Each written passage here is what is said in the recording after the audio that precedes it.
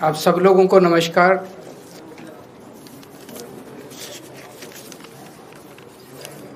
प्रधानमंत्री जी ने कहा है कि देश बेहद आर्थिक संकट से गुजर रहा है और इस वजह से उन्होंने देश के एक लोगों को अपील की है ये 7 स्टेप उठाने के लिए, ये 7 कदम उठाने के लिए। एक तो ये कि वर्क फ्रॉम होम करो, सोना खरीदना बंद करो, कम से कम सोना खरीदो।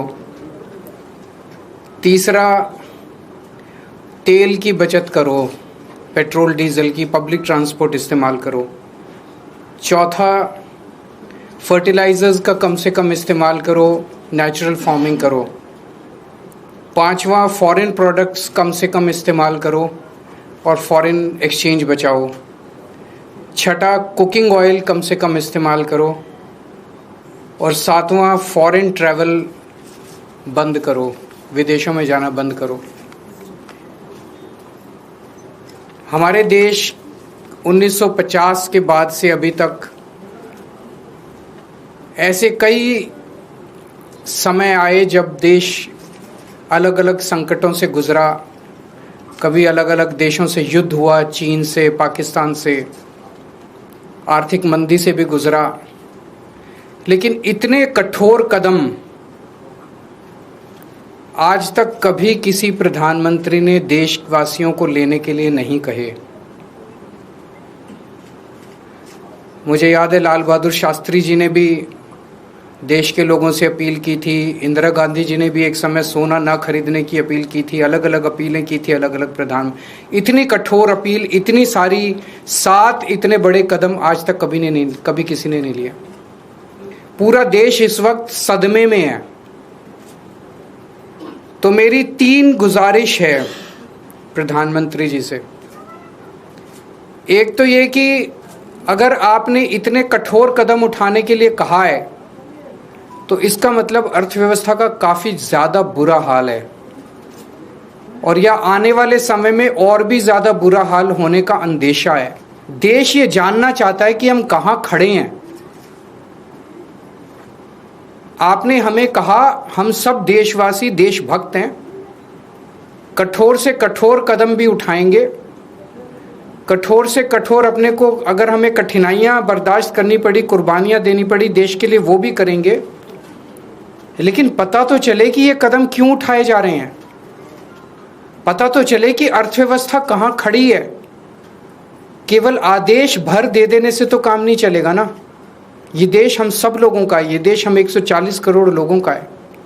तो प्रधानमंत्री जी से मेरा पहला निवेदन है कि वो पूरा आज हमारी क्या स्थिति है, अर्थव्यवस्था की, इकोनॉमी की क्या स्थिति है और आने वाले समय में कुछ महीनों में या 1 साल में हमारी क्या स्थिति होने का अंदेशा है, इसके ऊपर सारी जानकारी देश के लोगों के साथ साझा करे।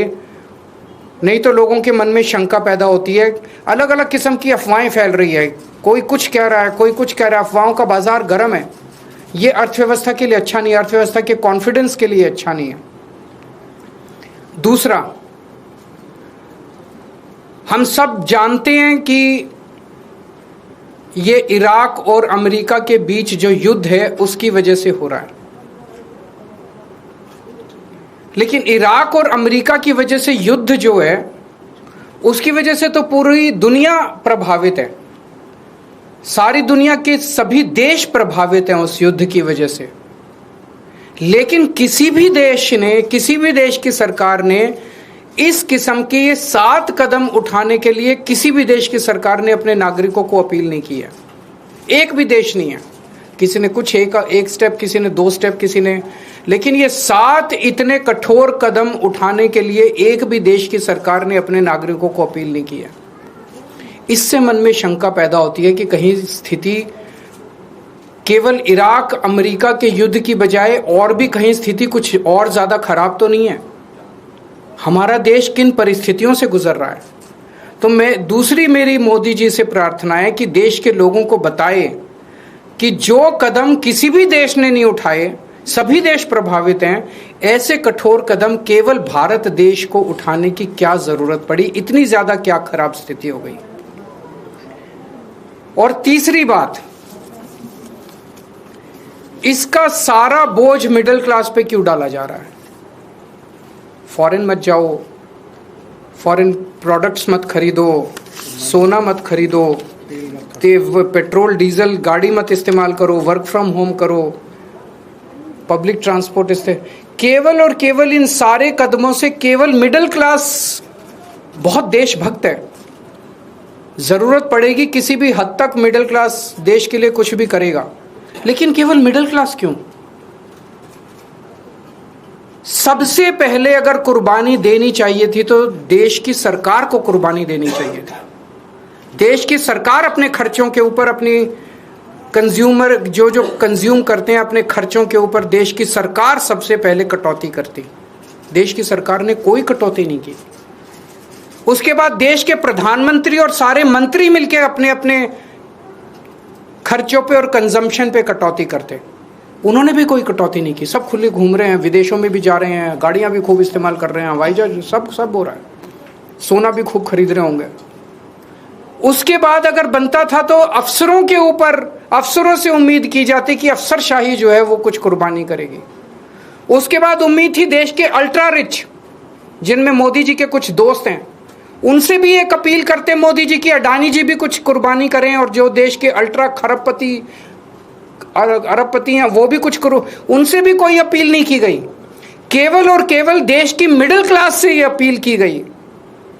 इस बात का दुख होता है। मैंने पिछले 2 दिन में कई लोगों से बातचीत की, उन्होंने कहा हम करेंगे देश के लिए कुर्बानी, लेकिन केवल हम क्यों?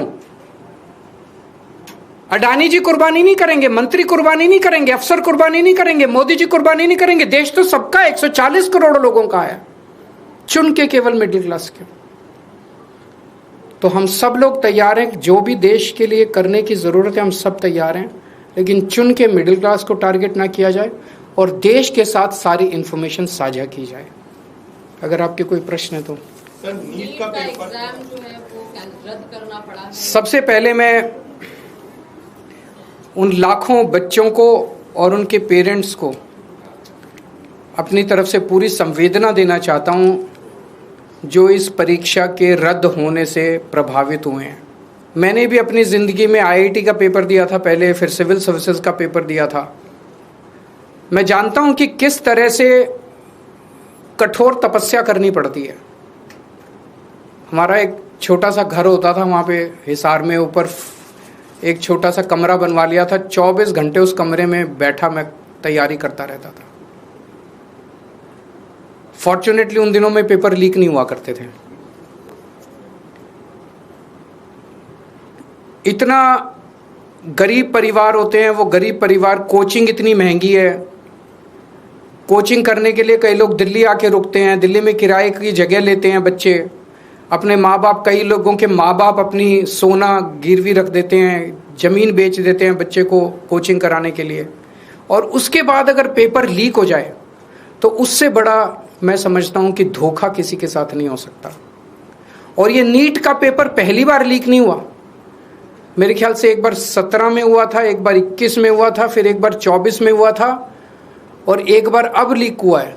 4 बार पेपर लीक हो चुका। तो पेपर ऐसे तो लीक होते नहीं है। इसका मतलब बहुत बड़े स्तर के ऊपर कुछ ना कुछ तो कल्यूजन है, मिली भगत है, पॉलिटिकल पेट्रोनेज है। मैं ये जानना चाहता हूं जिन्होंने 2017 का पेपर लीक किया था वो आज कहां हैं? उनको सजा मिली? जिन्होंने 2021 का पेपर लीक किया था उनको सजा मिली? जिन्होंने 2024 का पेपर लीक किया, सबकी बेल हो गई, सारे बाहर हैं। सबको कह दिया गया अब अगले पेपर के लीक करने की तैयारी करो, और वो कर रहे हैं। पेपर लीक पे लीक पे ये चल क्या रहा है इस देश के अंदर? और मैं पूरी जिम्मेदारी के साथ कहता हूं, सरकार चलाना कोई आसान काम नहीं है। सरकार चलाना बहुत मुश्किल काम है। जिन लोगों से एक पेपर ठीक से नहीं होते बिना लीक करवाए, वो सरकार क्या चलाएंगे? मिले हुए हैं ये लोग। It is a case of complete कल्यूजन। लाखों करोड़ों बच्चों के भविष्य के साथ खिलवाड़ किया जा रहा है। उन सब बच्चों के साथ मेरी संवेदनाएं हैं।